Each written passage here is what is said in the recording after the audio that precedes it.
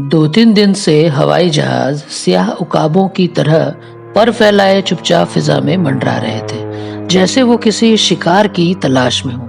सुर्ख आंधियां वक्त बेवक्त किसी आने वाले खूनी हादसे का संदेशा ला रही थी। सुनसान बाजारों में सशस्त्र पुलिस की गश्त एक विचित्र भयावह समा पेश कर रही थी। वे बाजार जो आज से कुछ समय पहले लोगों के हुजूम से भरे हुए रहते थे, अब किसी नामालूम डर छाया हुआ था और डरावना खौफ राज कर रहा था। खालिद घर की खामोश तथा स्तब्ध फिजा से सहमा हुआ अपने वालिद के पास बैठे बातें कर रहा था। अब्बा, आप मुझे स्कूल क्यों नहीं जाने देते? मास्टर साहब ने तो हमें कुछ बताया ही नहीं।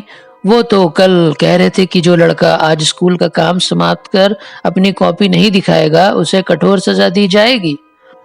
वो बताना भूल गए होंगे। तुम्हारे दफ्तर में छुट्टी होगी? चलो अच्छा हुआ, आज मैं आपसे कोई अच्छी सी कहानी सुनूंगा। ये बातचीत हो रही थी कि 3-4 जहाज चीखते हुए उनके सिर पर से गुजर गए। खालिद उनको देखकर काफी भयभीत हो गया। वो 3-4 दिन से इन जहाजी उड़ानों को गौर से देख रहा था, मगर किसी नतीजे पर नहीं पहुंच सका। वो आश्चर्यचकित था कि ये जहाज सारा दिन धूप में क्यों चक्कर लगाते रहते हैं।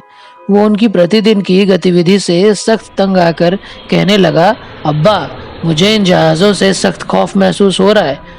आप इनके चलाने वालों से पहले कह दें कि वो हमारे घर की तरफ से ना गुजरा करें।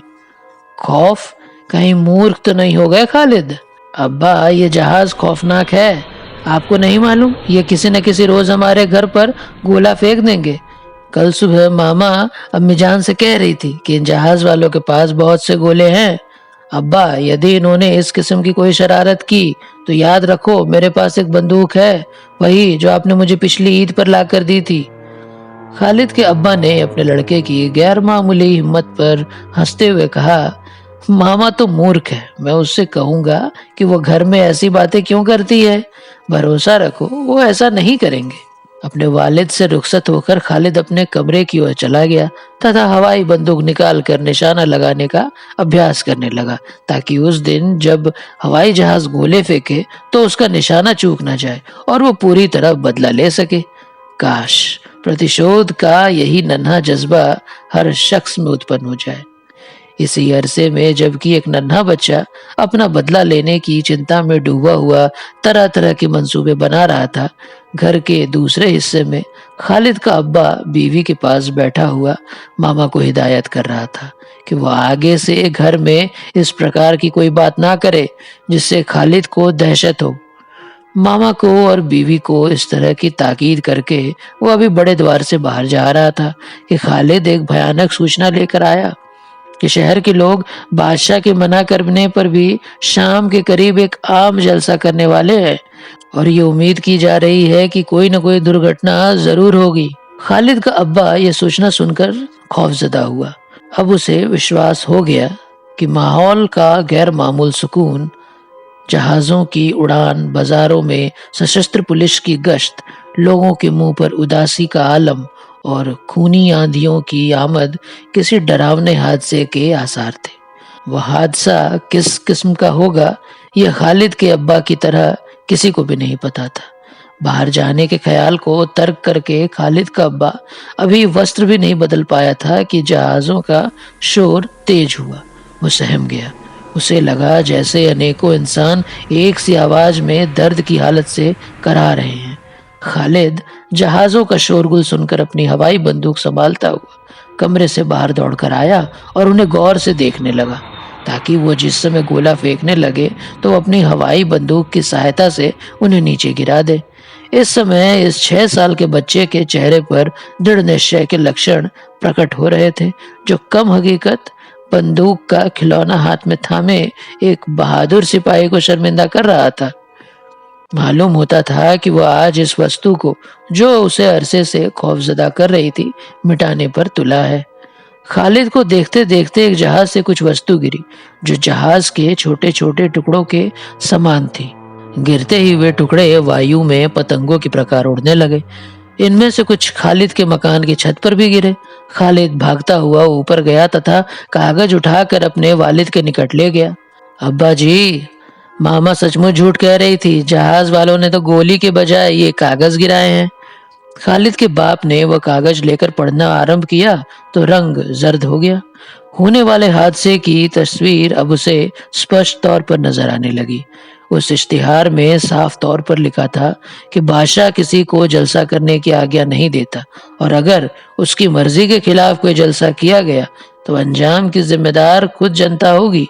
अपने वालिद को इश्तिहार पढ़ने के पश्चात इस कदर हैरान देखकर खालिद ने घबराते हुए पूछा, इस कागज में यह तो नहीं लिखा कि हमारे घर पे गोले फेंकेंगे? खालिद, इस समय तुम जाओ जाओ अपनी बंदूक के साथ खेलो। लेकिन इसमें लिखा क्या है? लिखा है आज संध्या को एक तमाशा होगा। खालिद के पिता ने गुफ्तगू को अधिक बढ़ाने के भय से झूठ बोलते हुए बताया, तमाशा होगा? फिर तो हम भी चलेंगे वहां। क्या कहा? क्या इस तमाशे के अंदर आप मुझे नहीं ले चलेंगे? ले चलेंगे, अब जाओ, अब तुम जाकर खेलो। कहाँ खेलूं? बाजार में तो आप जाने नहीं देते, मामा मुझसे खेलती नहीं, मेरा सहपाठी भी तो आजकल यहाँ नहीं आता। फिर अब आप ही बताएं, मैं खेलूं तो किससे खेलूं? शाम के समय तमाशा देखने को तो जरूर चलेंगे ना। किसी उत्तर का इंतजार किए बगैर खालिद कमरे से बाहर चला गया तथा अलग अलग कमरों में आवारा फिरता हुआ अपने वालिद की बैठक में पहुंचा, जिसकी खिड़कियां बाजार की ओर खुलती थी। खिड़की के नजदीक जाकर वह बाजार की तरफ देखने लगा तो देखता है कि बाजार में दुकानें बंद हैं, लेकिन आना जाना जारी है। लोग जलसे में सम्मिलित होने के लिए जा रहे थे। वो सख्त हैरान था कि दुकानें क्यों बंद हो रही हैं। इस मामले के हल के लिए उसने अपने नन्हे दिमाग पर बहुतेरे जोर दिया, लेकिन कोई नतीजा नहीं निकला। बहुत सोच विचार के बाद उसने सोचा कि लोगों ने वो तमाशा देखने की खातिर जिसके इश्तिहार जहाज बांट रहे थे, दुकानें भी बंद कर रखी हैं। अब उसने विचार किया कि वह कोई निहायत ही दिलचस्प तमाशा होगा जिसके लिए पूरा बाजार बंद है। इस ख्याल ने खालिद को सख्त व्याकुल कर दिया और वो उस समय की बेकरारी से इंतजार करने लगा जब अब्बा उसे तमाशा दिखलाने ले जाएंगे।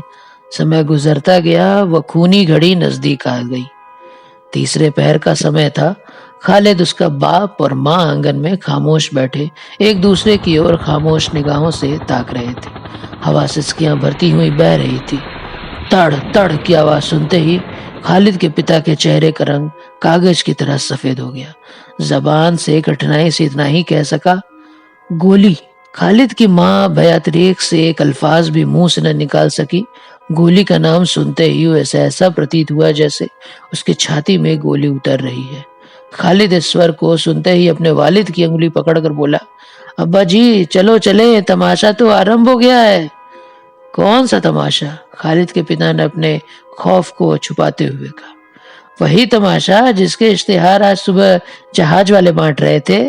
खेल आरंभ हो गया है, तभी तो इतने पटाखों की आवाज सुनाई दे रही है।